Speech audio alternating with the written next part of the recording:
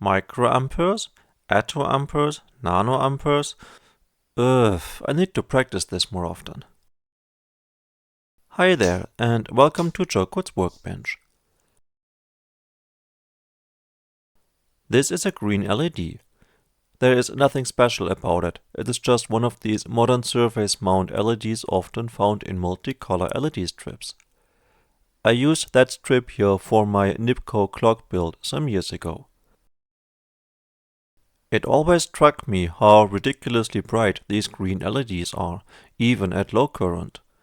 In comparison, their ancestors did not produce nearly as much light. That made me wonder how little current is actually enough for them to light up at all. Welcome to some mostly pointless research about green LEDs. Also, hackaday component, untypical use challenge. Enjoy. The brightness of an LED is directly depending on the current that goes through it. The voltage current diagram of an LED looks roughly something like this.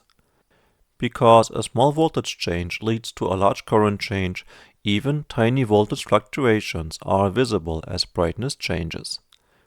You can see that, for example, on my desk speaker here. When I power it on, the hour display blinks. That causes a tiny drop in the supply voltage, and as consequence, the light in the ring goes darker and brighter in sync. So, how little current does my LED here need to still produce any light? Luckily, modern phone cameras are very light sensitive. I place a tube above my LED to shield it from outside light and attach a magnifier lens on my phone. Then I place my phone on the tube and make sure that no other light leaks in. My power supply unit can show nothing below 10 milliamps, so let's find a different way of measuring.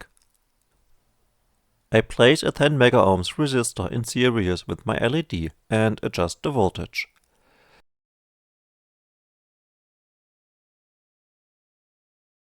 This looks pretty dark on my camera view, so let's measure the current, or better, the voltage drop over the resistor.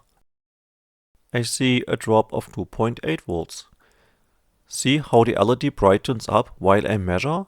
That makes sense. The voltmeter has probably a resistance in the ballpark of 10 megaohms too, and so while measuring, about twice as much current goes through the LED. Now we can calculate the current, because resistance equals voltage divided by current. Okay, this is 2.8 divided by ohms, thousands, 100,000, a million, 10 million, 10.3 million ohms. The current through my LED is 271 nanoamps, and we can still detect the light.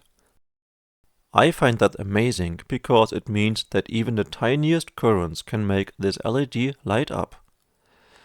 Now I want to do an experiment, and for that I bring in a second LED. I connect my LEDs in series and connect a 10 megaohms resistor on each side. The electric potential of that point here is in the middle between plus and minus. Now, whenever I shift it towards positive, it should make that LED here go darker and that one brighter, and any negative potential shift should do the opposite. I attach a wire in the middle, basically as antenna, and see what I can make visible.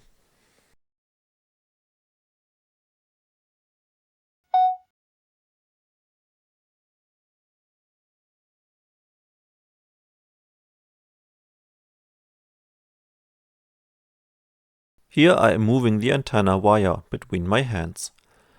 I am isolated and I don't touch any part of the circuit. When I touch the metal wire, the LEDs brighten up.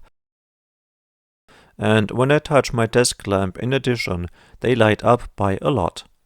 My lamp has one of these switch mode power supply units that suffer from capacitive leak-in of the mains voltage. When I touch the lamp, I actually don't even need to touch the antenna, and the LEDs are still reacting. Remember, there is no electronic amplification here, just two LEDs in series. What I'm making visible here is the electromagnetic radiation around us. Everything conductive picks up the radiation and gets tiny currents induced, and these currents influence the current flow through the LEDs. Picking up radiation is nothing new, of course. Every amplifier is sensitive enough to do that, and there's no trick involved. You can easily try that by yourself. Just touch a line in somewhere and you hear a hum of 50 or 60 Hz from the mains frequency that your body picks up. A bit later, I wanted to do some more experiments. I placed my phone over the LEDs as before, and then I discovered something amazing. I could see green dots. At that point in time, my bench power supply unit was off, and the wires disconnected. It was this moment in time where I realized how crazy sensitive modern LEDs react to tiny currents. I modified my setup, and you can see that the power supply is gone.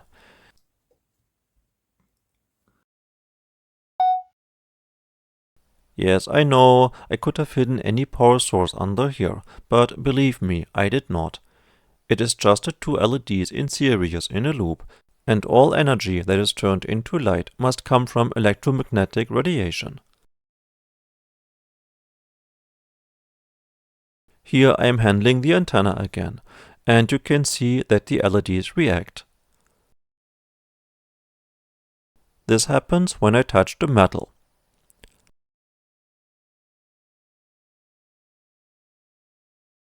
When I touch my desk lamp again in addition, I can see a very clear change in brightness too. Let's see what else we can find that emits radiation.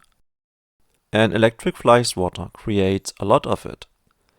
Depending on where I hold it, it pushes the charge in my antenna towards positive or negative, and I can make my LEDs flash alternating.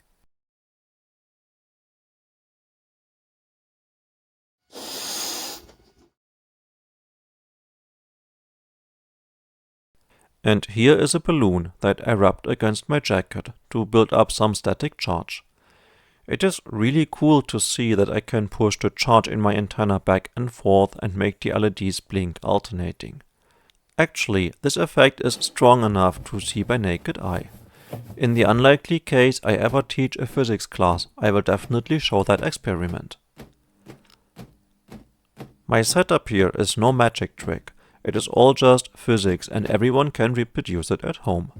The effect was actually used in these awful cell phone stickers from the early 2000s that had flashing LEDs and harvested the energy from the phone's antenna. There's a video from Big Clive that explains nicely how they worked and why they were a bad idea. Obviously, we can detect and receive weak electromagnetic waves since about a century. But I was still surprised that modern LEDs can make the radiation directly visible without any amplification, transistors, op-amps and so on. And sometimes very simple setups are enough to show that. That is all for this time. Thanks a lot for watching, and if you haven't done yet, please subscribe. It would mean a lot to me. See you next time.